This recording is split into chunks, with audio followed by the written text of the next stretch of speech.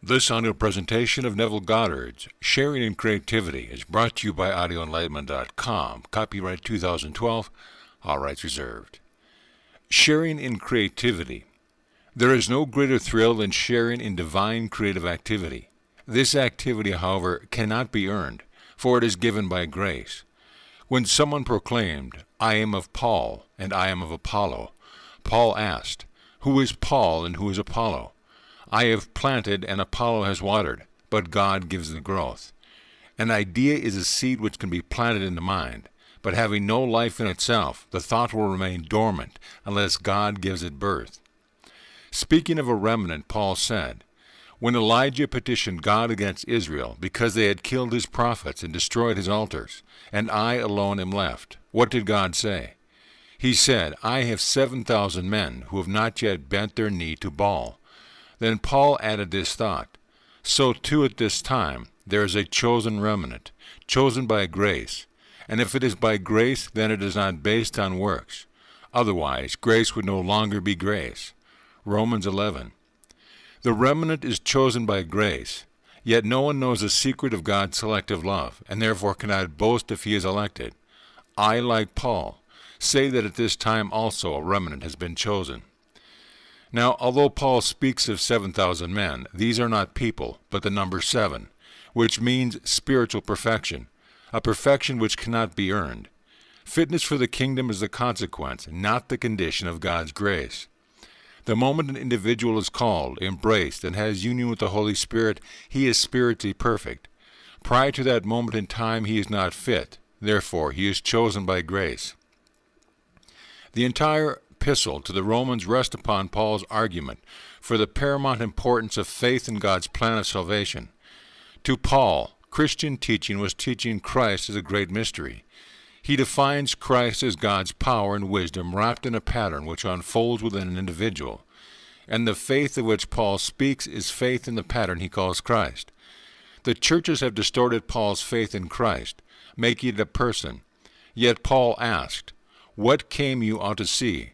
A man that can be tossed by the wind? How can men call upon him whom they do not believe? And how can they believe in him of whom they have never heard? And how can they hear unless there is a preacher? And how can men preach unless they are sent? As it is written, how beautiful are the feet of those who preach good news." Using Isaiah as his marvelous argument, Paul asks, "Lord, who has believed what he has heard from us?" Then he concludes, "Therefore faith comes from hearing, and hearing comes by teaching Christ." Paul is speaking of his faith in the vision of the end, when he told Timothy, "I have fought the good fight, I have finished the race, I have kept the faith." No matter what happened to Paul, whether he was in prison or shipwrecked, he held aloft the mighty works of God, which must come to the individual at the end of this age of death. Your departure from the age of death and entrance into the age of life occurs when the power of God and the wisdom of God is born in you individually. This act fits you to function consciously in an entirely different age, a world which is unknown to anyone here, as nothing here relates to what is seen there. Although perceived, that age is unknown until your garment of death is removed for the last time. Now, for those who are sent are conscious of being sent. They are aware of that moment of union with God, as well as every event which takes place thereafter. Paul tells us that only the sent can be the preacher. But as we are told in the Gospels, although some bring forth 100-fold, others 60-fold, and still others 30-fold, all are qualified to enter the kingdom of heaven and exercise their creative powers of different levels. Although many here have not brought through the full consciousness of birth, one lady has had all the experiences but the dove. I will now tell her story. In her vision, she was on a ship moving down the coastline of California when she asked someone to let her know when she would pass Point Concepcion. A man at her side said, "We passed that 30 miles back, don't you remember?"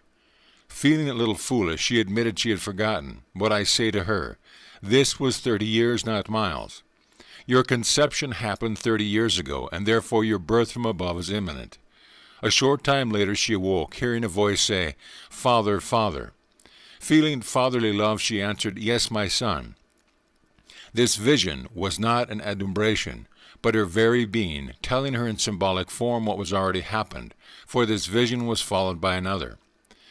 The next day a beautiful infant appeared before her. This was followed by a handsome youth. As the vision continued, she found herself in a house with a man who was both a thief and a murderer. Running towards the kitchen, a terrified female companion blocked her entrance. Turning, she found an alcove with an unusually small window. Sticking her head through it, she had to squeeze her body through, when suddenly everything gave way as though made of paper. At that moment the man appeared with a jackknife in his right hand and a butcher knife in his left. Approaching him from the rear, she grabbed both of his hands and, slamming the jackknife shut, she cut his right hand and somehow wounded his left. Then her female companion entered with an enormous saw, which she held above her head with both hands, and asked, "Shall I saw him in half?" Screaming no, my friend moved between the two, and with her back to the lad she said, "I love him." With that she took the man in her arms and embraced him. As she looked into his face she saw, not a criminal, but a friend who had died many years ago, yet one she had always respected because of his integrity, his courage, and most of all for his individualism. In his poem, The Hound of Heaven, Blake tells of being chased all through the night and days, down through the arches of the years, all through the labyrinth ways of his mind, and in the midst of tears he hid from him. But at the very end he discovered he was the one he had been seeking. That seeming other, his tormentor, was in truth his lover, who was God the Father. In her glorious vision the companion severed her when she faced her tormentor. At that moment she experienced a splitting of the curtain of the temple from top to bottom. She did not see the act, for she turned her back on the lifted sword. She doesn't remember the blow any more than she remembers the conception of her birth, but the whole thing is over for her. It was brought back to her in beautiful imagery. Her father knows why he kept the experiences away from the surface mind, but it is my hope that she will remember the descent of the dove. Another lady wrote telling of her vision, in which she was holding an elongated box, much like a shoebox. Knowing she is in the box, she is observing. She hears her own voice speak from the box, saying, "I am Joseph, and cannot get out until I am Jesus." This is perfect imagery. In the book of Genesis we read, "In the beginning God," and the book ends with these words, "in a coffin in Egypt." The word translated coffin means an elongated, movable place of worship covered with skin. Joseph is in this elongated box, dreaming this dream called life. Now the Bible ends with the words, "Come, Lord Jesus." And we are told, "I am the beginning and the end." God began to make this world alive by burying himself in man.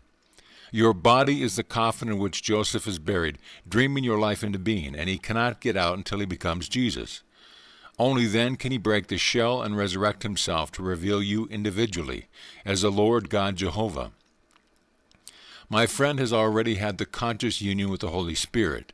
She is destined to experience all of the events consciously.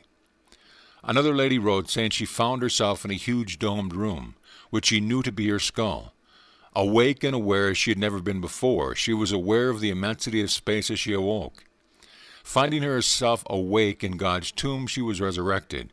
This event is followed from the birth from above. Although she did not bring forward her exit from the skull, she has been born from above. In her letter she said, "After this experience the world seemed to change. The people began to take on an appearance of mechanized dolls and the world a huge dollhouse." She saw correctly, for the world outside is truly filled with mechanized dolls. Every event in the world contains the capacity for symbolic significance. Everything there is dead, simply bearing witness to the imaginal acts of them. Let me put it this way. This past week the nation mourned the passing of what on the surface was a fine, cultured, well-educated young man, with seemingly everything to live for. As far as we know, he was a member of a devoted family, a senator with multiple millions at his beck and call. He was first publicly recognized as a lawyer when his brother appointed him to be the United States Attorney General. Therefore, he personified law. Desiring to become a president, he personified government. Although the people had only a day or two to arrange his funeral to be shown on television, millions of people set themselves to the task. If you watched their production, you saw 200 priests, cardinals, and archbishops on the inside of the church. The choral group sang and the music played, as everything was performed on cue. Now, when a Broadway show goes into rehearsal, it may take weeks or even months to open. Yet this event was done live without any retakes. What average person could depart this world and find such a gathering of archbishops and cardinals, the president and government representatives? Therefore, he is the personification of that greatest of all institutions of an orthodox nature. Let us turn to the last book of the book of Revelation, where we find these words, "Those who will not believe in the Lord Jesus Christ, let there be a curse upon them." This is followed by the word anathema, and translated, "Come, Lord Jesus." The word, however, means a curse, solemnly pronounced by ecclesiastic authority and accompanied by excommunication.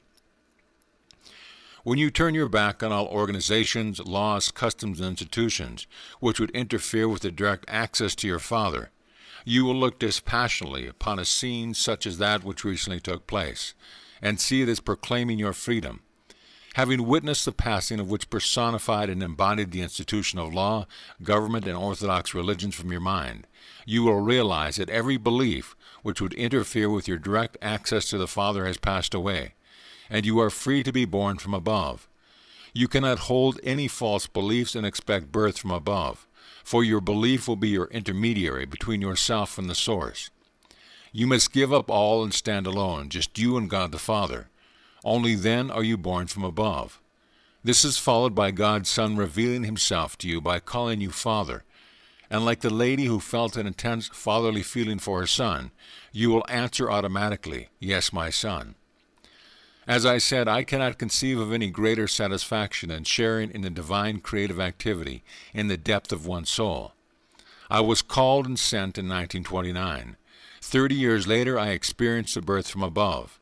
It has been 39 years since my conscious incorporation into God's body, thereby becoming one body and one spirit with the risen Lord. The night of my birth, I knew the mission that was mine.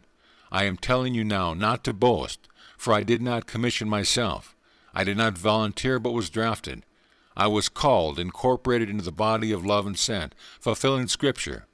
For how can men hear unless there is a preacher? And how can men preach unless they are sent? The pulpits of the world do not preach Christ, but the issues of the day, discussing what can be done to change this moral illness. That's not Christ. Tell this true story over and over again until those who hear it respond deeper and deeper. Tell it continuously, for there is no other story to tell. What does it matter what happens in a dollhouse filled with mechanical dolls? Are you going to be confused about this doll's departure and that one's arrival? The world is an externalized play, bearing witness to an inner activity of the soul. If you see experiences as horrors and become emotionally involved in them, they tie you to them. But if you can see that which is external to yourself, but reflect in your thoughts, you will change their flow, thereby departing from thoughts which would bind and curse you. You are told, they will put you out of the synagogue. They will murder you and think you are serving God. They will do this because they know neither the Father nor me. If they knew the real Father, they would know me, for we are inseparable. One day you will know who you really are. You will know you are God the Father, because you will look into the face of God's only begotten Son David, and knowing he is your son, you will experience a love greater than you have ever known before. And when he calls you Father, you will know for certainty that you are God. This vision is God's gift of grace, which is God's unearned and unmerited gift of himself. In spite of the fact that you may feel you are unworthy of receiving so marvelous of a gift, God so loves you, he gives you his only begotten Son to reveal your true identity and fulfill God's purpose to himself. Your response to what you hear concerning the true Christ is the measure of your real faith, which deepens as a story is heard over and over again. Then you have but one consuming goal, to set your hope fully upon the grace that is coming to you at the unveiling of Christ from within. Asking the simple question, "What think ye of the Christ?" he continues by asking, "Whose son is he?" When they answered, "The Son of David," he asked this most important question, "Why then did David in the Spirit call him Lord?" If David in the Spirit calls him Lord, how can he be David's son? Only when David calls you Father will you know you are Lord Jesus Christ. We are told that in the beginning God placed himself in a coffin in Egypt. This world is Egypt. It is dead. But God's hope is fulfilled at the journey's end, when all the promises in the Old Testament are fulfilled in the New. in you. The Old Testament ends upon this note. A son is his father's honor. If then I am a father, where is my honor? The New Testament opens with the genealogy of the coming of that son. I came down from heaven, not to do my own will, but the will of him who sent me. Of all that he has given me, I shall not lose one. I do not consciously draw those to me. I have to let them come. The Father in me who sent me draws them. Having been sent, everyone who is drawn must come as a part of the great remnant. That's how God builds his living temple. It is made up of the redeemed, all woven into the one living body, the one Spirit, the one Lord, the one God and Father of all. God's temple is not made with human hands like a cathedral here.